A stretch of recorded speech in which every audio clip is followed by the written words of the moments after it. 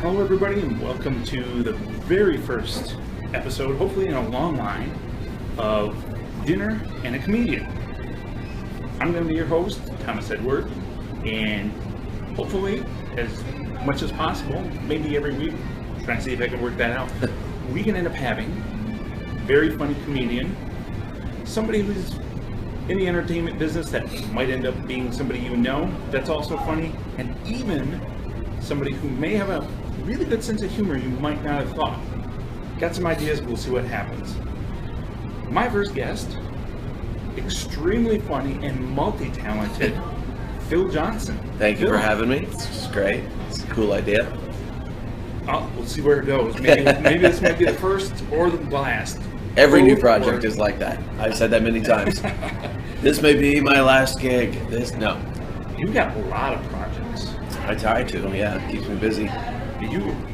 You are, between your touring and all your projects, there's so many things you've got going that it's amazing. Because you not only do you have stuff which I follow on YouTube, you have a podcast that was on there for, is Being Blackbeard?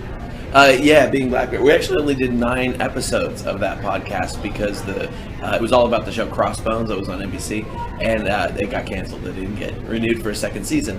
And going into that project, I had never done a weekly podcast before, and so I thought, well, this would be good if it does take off. Then we're kind of in on the ground floor because there's like Game of Thrones podcasts and Doctor Who podcasts, and so I thought this would be cool. I'm a big pirate nut. I like all that kind of stuff, and so I thought, well, we'll be on the ground floor if this show takes off.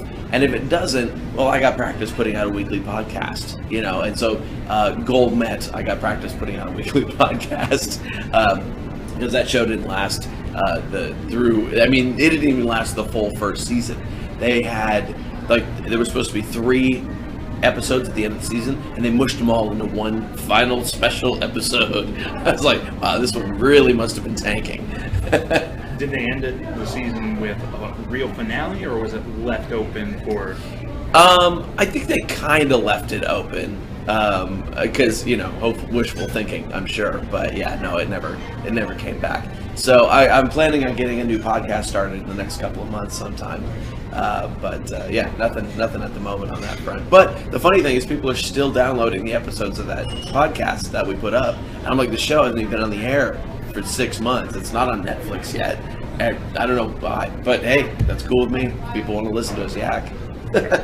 Are you a Pirates of the Caribbean fan too? Absolutely. Oh yeah, totally. I love all that kind of stuff, and I think it kind of started from Pirates of the Caribbean because I'm a big Disney nut too, and so that's always been my favorite Disneyland ride. And but I like pirate movies, and I was a pirate every year for Halloween when I was a kid, and all that kind of stuff. So yeah, it's ridiculous because it's like idolizing serial killers. It doesn't make any sense at all. So, going backwards a little bit, you are from, essentially San Jose, California. Yeah. Close to there, Milpitas. I live in Milpitas now, and I was born in San Jose and lived in San Jose my whole life. And I actually live right on the border of San Jose, Milpitas. So it's all the same area to me. And so you ended up starting off, you graduated from San Jose State University in 2000? 2000, yeah. And with a music degree. Yes, yeah. So I take it your plan and path didn't involve a swerve into comedy. No. And in fact, my original plan was to be a physicist. I was a physics major for my first couple years in college, and after I had failed Calculus 3 again, I decided that probably was not the best road for me. And at that time, I was teaching music, I was playing in bands, everything else I was doing was music, except when I went to school, I was doing physics, and so it didn't quite make sense that I was doing that. So I switched over, and I did end up getting a degree in jazz guitar, which I don't play jazz all that much. I appreciate it, I like it, it's fun. But even my senior recital was a rock concert, so much to the chagrin of my counselor, my advisor. She was not happy with that. Plus, we blew out like 8 power outlets in this ancient concert hall we played in on the campus there. So I ended up getting a degree in music, and I was playing in bands. I've had my band Roadside Attraction for years and years and years, through different incarnations of it. And at one point, I had split up with the guys that I'd been playing with for like 6 years or so. And I just was writing songs, just kind of clearing my head out, figuring out what to do next. And I wrote a couple of funny songs that were going to be just B-sides, garbagey, whatever. I'll just throw these out. They're just cleaning my brain out. And I played them for some friends at a music convention in Las Vegas. And they were like, oh no, that's the stuff that you should be doing. And I'm like, no, that's ridiculous music. Those are garbage songs. And they're like, no, we can't get that whale blubber song out of our head. Like the next morning, we were like, we're still singing this stupid whale blubber song. And I was like, all right, well, I'll give it a shot, you know. And I was already kind of playing solo acoustic gigs by that point. And because my mentor at the time was like, I know you've got a band, but you should be doing solo stuff too. And so I'd already been playing solo gigs, and just by my nature, I was joking around in between songs. I would forget lyrics regularly, and joke around about that. And people were like, you should maybe, think about doing a comedy act. I was like, I don't know. So I got invited to do this comedy music show in San Francisco at a place called the Hyena Theater that doesn't exist anymore. And I went out, I had 3 songs, and I actually have the recording of this set, and I cringe listening back to it now. But I had 3 songs, and I went up and I did my 3 songs, and the MC of that show was a lady named Lynn Ruth Miller, who at the time, I want to say she was 70, 72 years old, doing comedy. She's gonna be closing in on 80 now. The woman's amazing. She still does one-woman shows in Edinburgh every year. But she was like, hey, I need a guitar player in my act. Why don't you come play guitar for me? And maybe we'll get you some sets along the way. I was like, yeah, okay, cool. I mean, that's how I've always done things is, oh, here's an offer? Sure, I'll try it out. Let's see what happens. And so I started following Lynn Ruth around, and she would do this bit where I would play Anarchy in the UK by the Sex Pistols, and she would, it was a weird Sex Pistol, by the Sex Pistols, and, wrong accent, and she would do a striptease act. Now, she was 72 at the time, so it was hilarious. And so we did that, and I actually went to Edinburgh to do the Fringe Festival with her and was doing sets. But people started offering me sets. They're like, oh, we hear you got some stuff. Do you want a set? I'm like, yeah, okay, cool. And I lived on those 3 songs for like a year and a half, just doing, because I had nothing else. I didn't know what I was doing, And then eventually I started getting the flack from the traditional comics who were like, oh, you're not a comic, you're a guitar comic. And so I thought, okay, well, I'll learn how to do stand-up too. And I started working on that too. Yeah, but you got Stephen Lynch. Oh, sure. Stephen Lynch, and there's some really successful so-called guitar comedians. Of course, absolutely. I mean, then you have hybrids where like J. Chris Newberg is. Right. He's a little bit of this and a little bit of that. Yep. So it's, and also from America's Got Talent, he can truly do stand-up. That's right. He was on that show, wasn't he? I forgot that. And amazing appearance by him. I loved it. Uh-huh. And then I saw him at Mark Ridley's special surprise appearance right in the middle of a Don Friesen show. Oh, okay, yeah. And trying out new stuff, really funny. Even the stuff that didn't go over well, he was still funny with it. Yeah. And so, I mean, being a guitar comedian is not necessarily the worst thing, but you could do either or both. Mm-hmm. Because you, on your new DVD, which gives some information about that too, you do a full set. Yeah. You have full stand-up comedy in your roster. Yeah. Plus you can do songs. Right. Yeah. So you actually have even more avenues than some other comedians for, I think there've been a couple of kind of guitar comedy, I don't know if you want to say festivals or events. So you actually can fit in more. Yeah. And it gives you, I don't want to say, you have more ammunition to use, particularly in the realm of comedy. Yeah, well, the interesting thing coming into it was the new venues that were open to me, like casinos. Like, I could never play casinos before because they don't want original music. They only want cover bands, tribute bands, that kind of. So I can never take my band into a casino showroom and get a gig. But if I walk in there and go, oh, I have comedy songs, they don't care if it's original, right? They just go, oh, great, cool, come on in. So I can go in and play my original music as long as it's under the guise of a comedy show, which always I thought was interesting. So it opened up a whole lot of venues for me now, because now I can play music venues, but I can also play comedy venues. I can play casinos, I can play festivals, I can do, so it just gave me a whole lot more choices in what I could do. And the stand-up, I found I really gravitated towards it. I really started to enjoy it. And I always liked stand-up, never thought I'd be doing it. I mean, I grew up watching Bill Cosby himself, Robin Williams Live at the Met, all that kind of stuff. I had those albums memorized, but I never thought I'd be doing it, But I had that base of knowledge in my head when I started into it. I was like, okay, oh yeah, food. You are, guys. Enjoy. Thank you very much. You're very welcome. Thank you. So yeah, I never thought I'd be doing it, but I found I really, really enjoyed it. I mean, the laughter is addictive. Any comic will tell you that. And you have to have that sort of addictive personality to go up and be this weirdo on stage every night and try and make strangers laugh. And you get the high, and then you get the low when it doesn't happen. And so there's that whole thing to it. But coming up, Rodney Carrington was a guy that I watched quite a bit. When I started looking at, okay, how do I structure my show, and how do I mix the two forms to really make it work? Because I used to do some stand-up and then do a song, do some stand-up and do a song, and it was a lot of taking the guitar off, putting it back on, that kind of stuff. And I wasn't doing enough songs where I wanted to keep it on, and I didn't like the feeling of keeping it on. So I started watching Rodney Carrington shows, and I was like, oh, he saves it all to the end. He'll do that full 45 of stand-up and then bring out the guitar, and it just takes the whole show to another energy level right at the end, right when the audience is starting to get tired. You go, oh, I got another trick for you. And it makes a huge difference in it. And when I started doing that, it really made a big difference in the show. And plus you have the best song to end a show. Which you'll have to get the DVD, download it. It's only $8.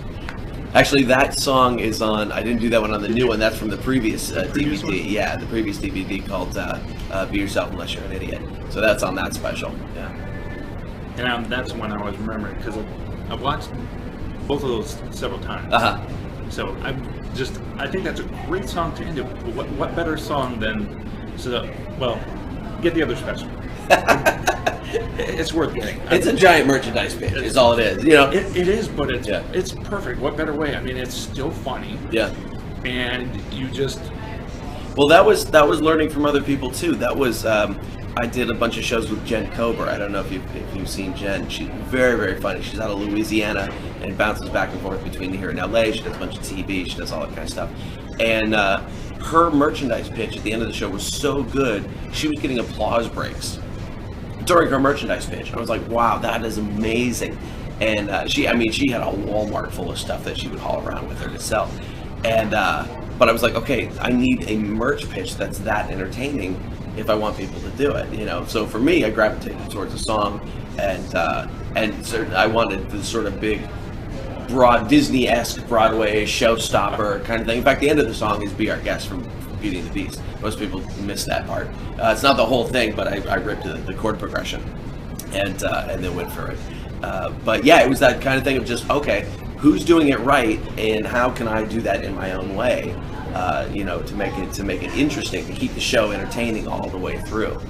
Yeah, most guitar comedians end up having this one big one that they know that it's going to be fun.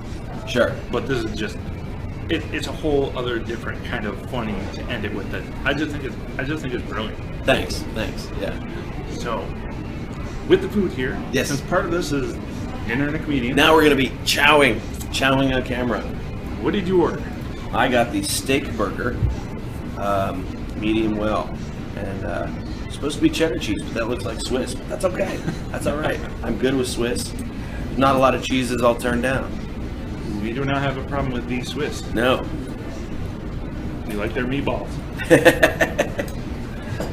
I'm a cheese guy too. I love different kinds of cheeses, and especially when I tour in Wisconsin, it's horrendous because I will stop at every cheese place and pick something up. Oh, my wife is that way too. She gets blocks of cheese.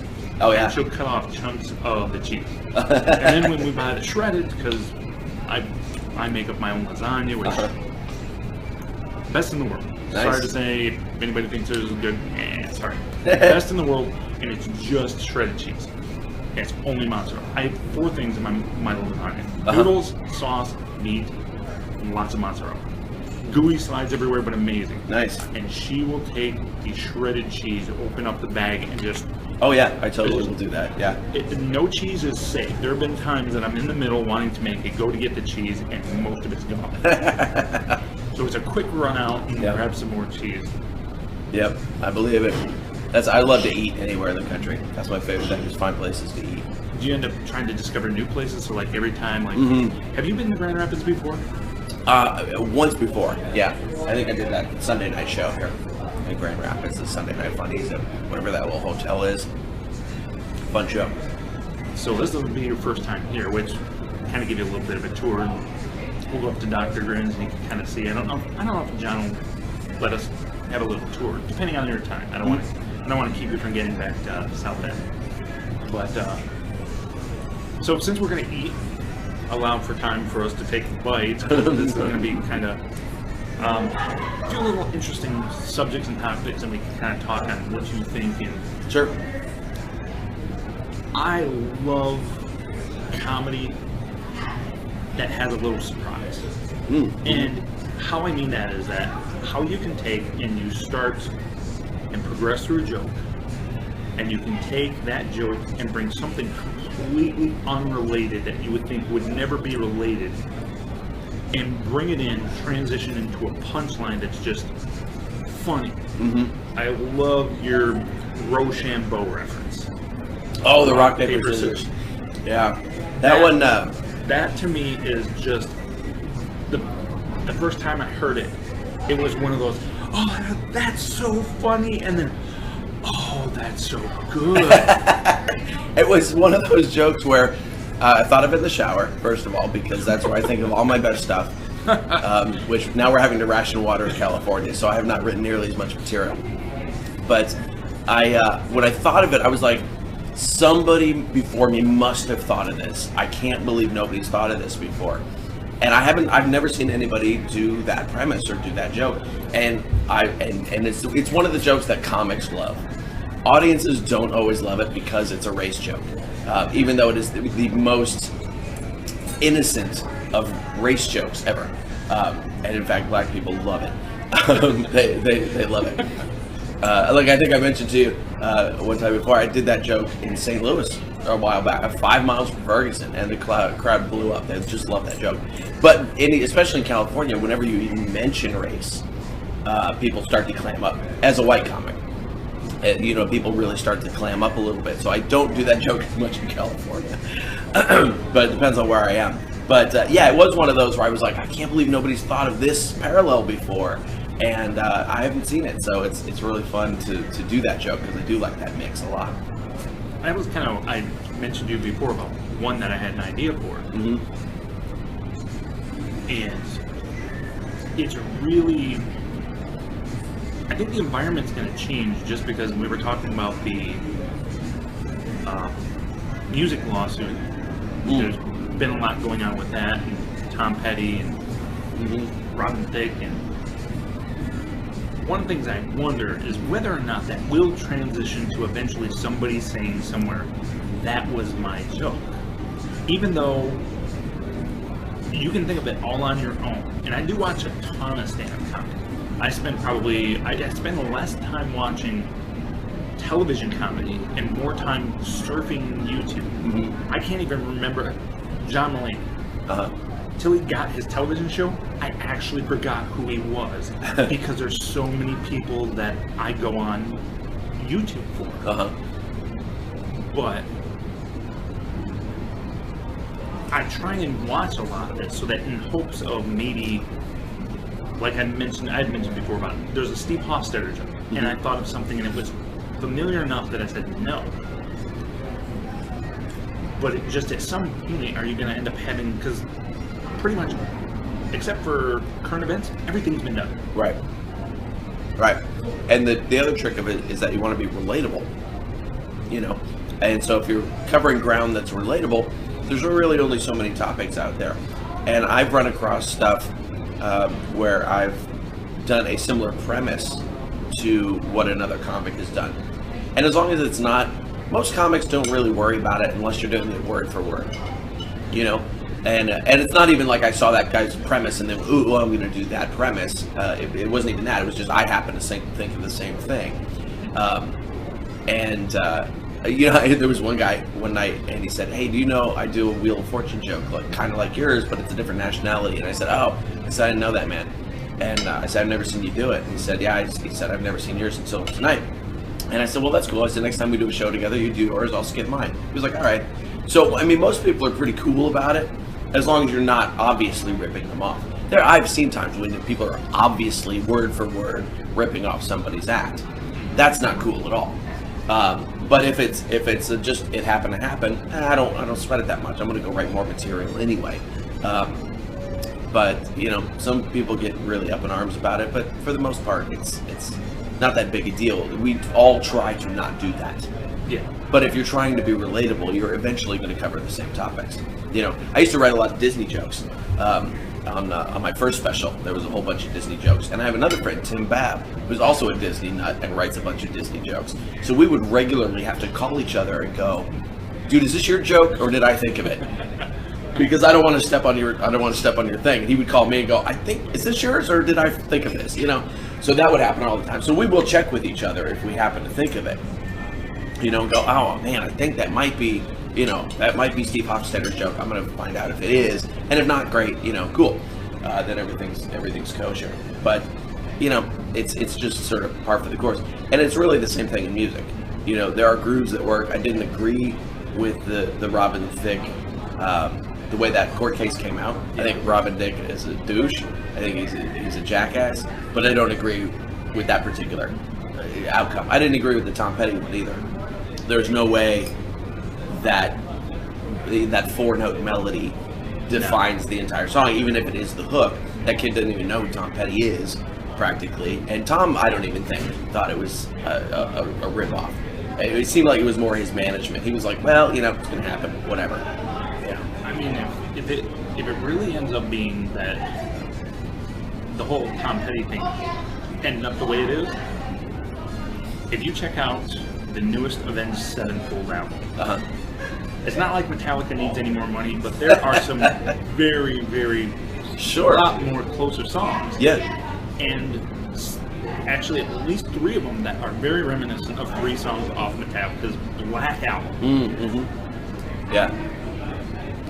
And that kind of stuff is going to happen because you're influenced. I mean, I mean, how many times could Led Zeppelin have been sued for ripping off old blues artists? You know, or I'm sure if we go dig around in Lars Ulrich's record collection, I'm sure we could find some Budgie tracks that they were ripping off for early Metallica stuff. You know, and it's just it's not ripping it off. It's saying that's a cool thing that I think I can do something a little bit different with.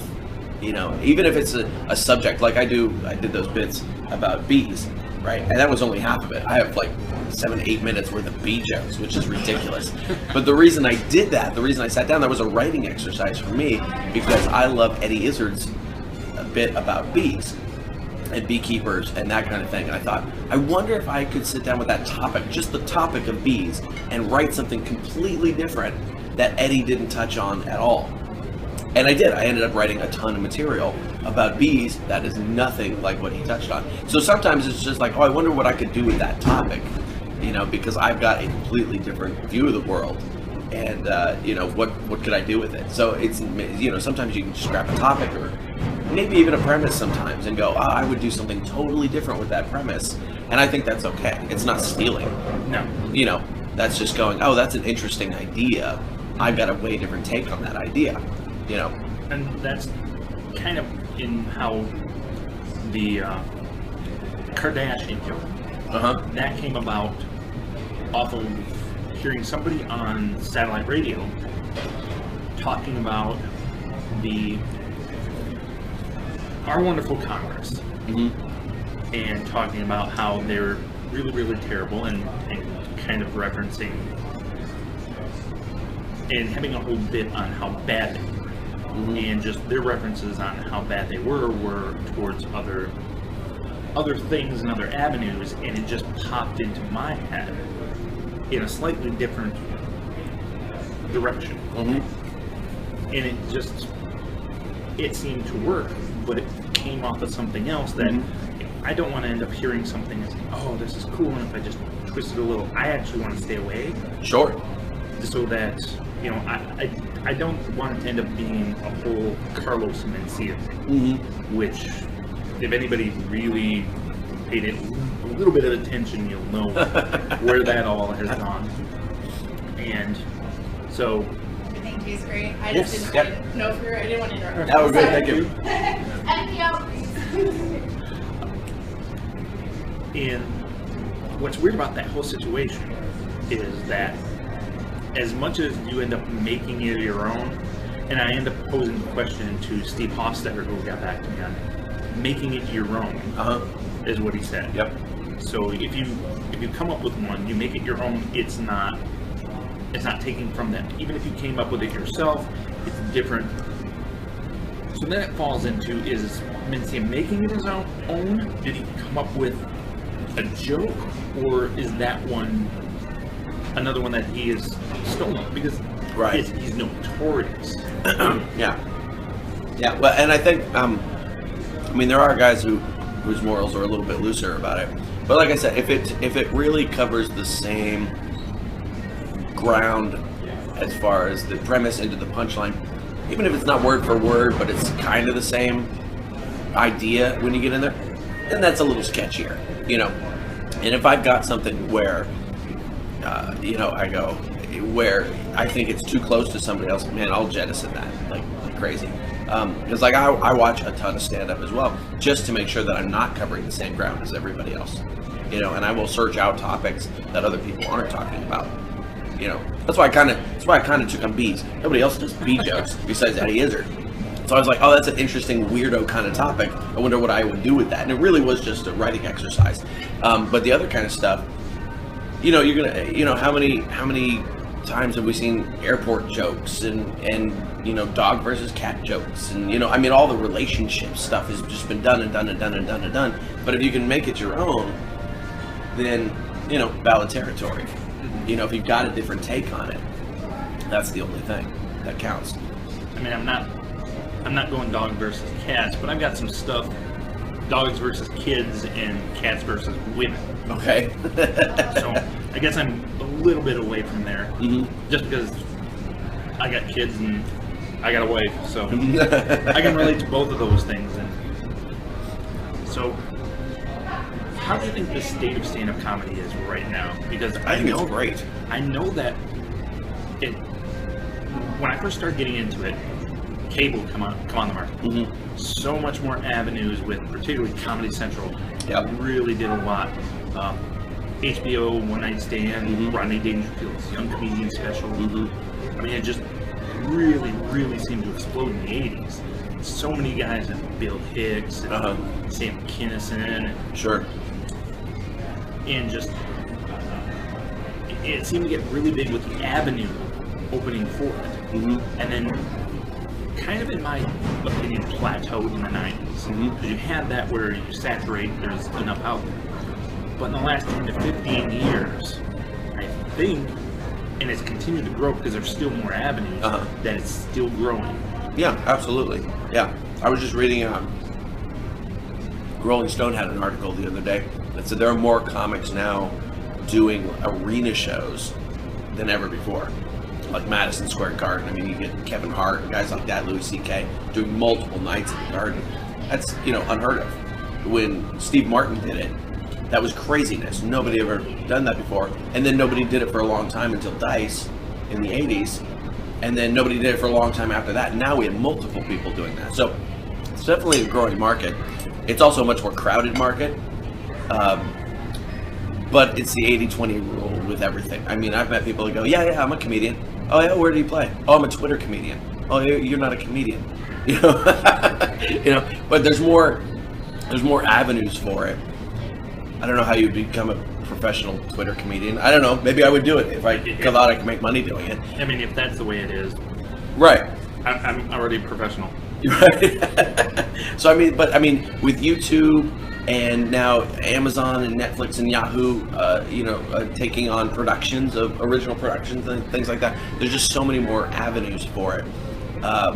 It's an exploding kind of thing. But when that happens, then you get a lot of people in it who are like, yeah, that's what I do. And I'm like, okay, but you don't have any proof of having done that in any substantial way. Yeah. And that's fine. Everybody's going to start somewhere. And I mean, some people are very militant about when do you get to call yourself a comedian. Like Marin tends to be a little militant about that sometimes, And for me, I'm a performer. I'm an entertainer. I don't even like using the word comedian necessarily all that much. I tell people that because they know what that is. But I'm a performer, and I'm going to get up on stage. They go, "What do you do?" I don't give me a stage, and I'm going to do something. It'll be entertaining. You'll have a good time, but we may not know what it is until I get there. And I think just there is tons of opportunity now due to the internet. Anybody can go post a funny video on Vine. I mean, there are Vine comedians, 6 seconds at a time, and they're making money because they got sponsorships and what all. Great, that's super cool. Yeah, I don't know how to be funny in 6 seconds. I haven't figured that out yet. But I was reading about some of these kids the other day. I was like, that's amazing. That's so cool that opportunity is out there that you can do that. I think it's great. Yeah. I think at this point it's just because even though the internet's been around enough, it still has some growth, and as long as there's some growth in media somewhere, I think comedy is going to still grow. I think where it's going to be different is those kind of things. Are you going to be on Vine? Are you going to be on YouTube? It's still, I enjoy that going to a club and seeing somebody in person. And I wish I could do it all the time. And multiple, I mean, I even enjoy going and seeing somebody over and over and over and over again. I saw The Amazing Jonathan 5 times. Yeah, he's great. And there was a little bit of difference because it's crowd interaction, which that's my new thing. I love Ian Bagg.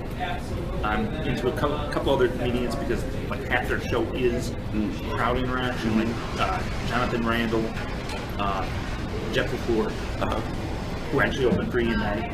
So we ended up going to seeing them, and I could have watched multiple shows because they're so different. Sure. But even then, I enjoyed going to, even though I know what the joke is. I know that Jonathan's gonna, it's still fun. Sure. And seeing the jokes and seeing them live, it's just enjoyable.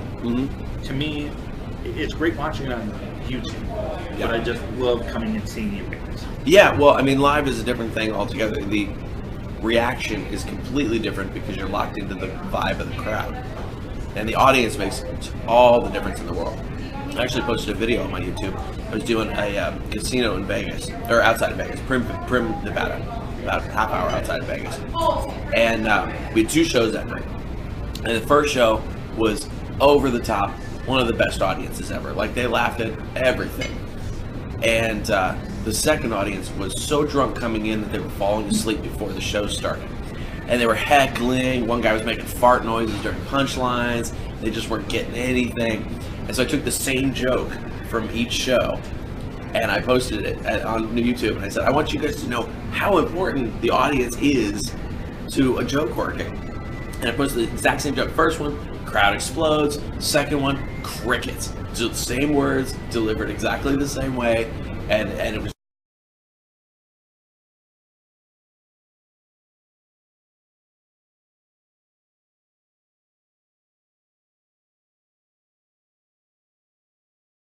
All right, hey everybody, it's Phil. I just got back from doing some shows in Prim, Nevada, which is just a little bit outside of Vegas. And I thought it would be fun today. So I did 3 shows there. I thought it would be fun to show you the same joke from 2 of those different audiences, just so you can see how big a difference crowd chemistry makes in how well a comedy show goes, you know? I mean, we can tell the jokes, we can do so much, but the audience really makes a huge difference. So I'm going to show you a clip from the early show Friday, which had a really great, real loose, real into it audience. And then I'm going to show you a clip from the late show Saturday, which had a much tighter, quieter audience, but it's going to be exactly the same joke. And it's a joke that I know works. It's from my last DVD, Be Yourself Unless You're an Idiot. So it's a joke I've done lots of times. I know what kind of reaction it should get, and it'll be interesting. You should, if you watch and see the difference in the crowd reaction. Now, I left out the setup of the joke, which is all the context. So if you don't get the joke, that's okay, because I left out all the context, all the setup, everything, and it's just the hit. Okay, so I just want you to see how big a difference you can make, how big a difference the audience makes in a comedy show. All right, so check it out. Here we go. I mean, don't worry, ladies. We won't leave you out. We'll get you a plastic vagina for your Prius. It'll be all good. Yeah. It'll whistle as the wind goes through it.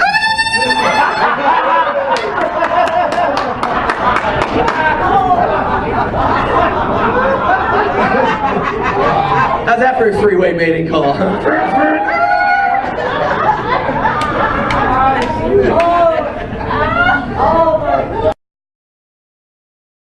I mean, don't worry, ladies. We won't leave you out. We'll get you a plastic vagina for your Prius. It'll be all good.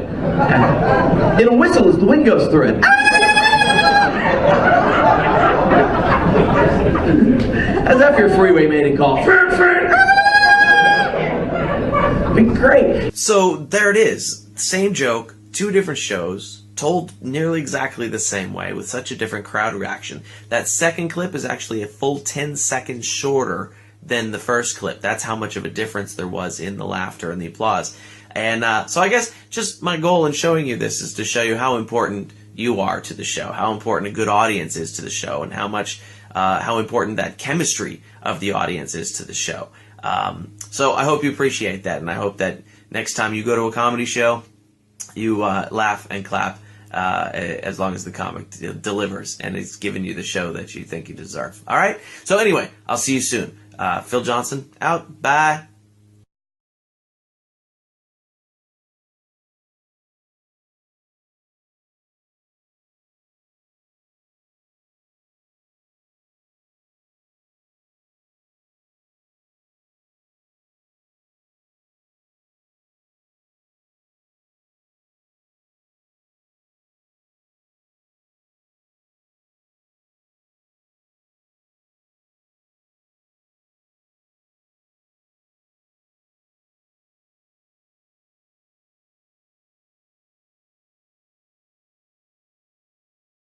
All in the audience response. So the audience chemistry is so important to anything like that, and you don't have that element when you're sitting at home watching it on a laptop. Oh yeah. Or even when you're watching a Comedy Central special or any of that kind of stuff. It just isn't part of the equation. I don't laugh as hard when I'm sitting at home by myself as I do in the audience. Yeah. Every once in a while I will. I have had to pull my car over a couple times, so I would not hit something, because I'm laughing at the stand-up album. Eddie Izzard again, the Death Star cafeteria bit. I almost crashed my car. It's hilarious. So I like that audience thing. I don't do a lot of crowd work and things like that in my act, because I really come at it more from a songwriter's point of view. Yeah. Where here is a piece that I've composed for you. It's much more Carlin-esque, where every word has its place and it's for a specific reason. And I like to work like that because I'm a composer. Yeah. That's my nature. Even coming out of a jazz world, which is all, a lot of improvisation, things like that, I still like the songwriting process. I like that craft. And so I craft the bits the same way that you would a song. That was going to be another question I was going to have on how you come about your jokes, because being that you're a musician, no matter what you're going to do as a musician, you're going to end up sitting down. Right. A musician just can't write an entire song, all the bass lines and all the percussion to it. And you can't do that walking around or standing up.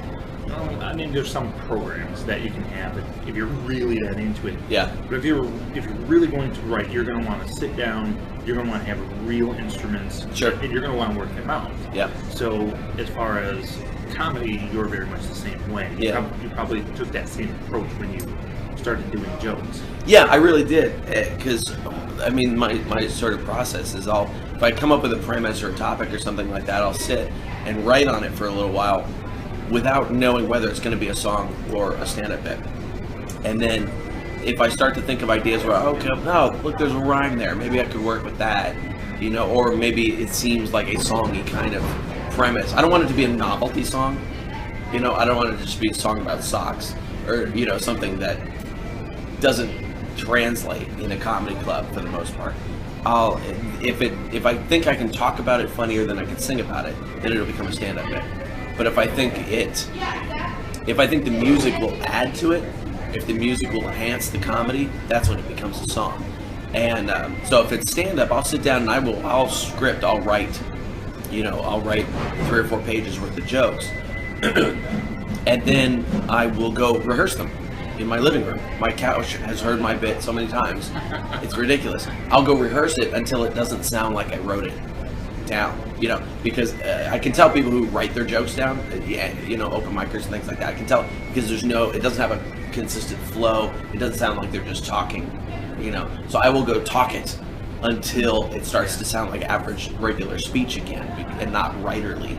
And then once I do that, then I usually am coming up with tags and things like that can add to it, and I'll change things around and go, oh, now that I'm saying it doesn't fit that well, let's flip this around, you know.